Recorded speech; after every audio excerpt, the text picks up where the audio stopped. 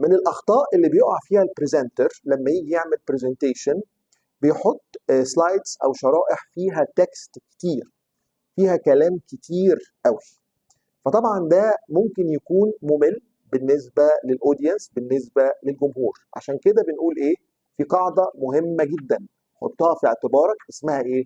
A picture is worth 1000 words. الصوره بتساوي 1000 كلمه.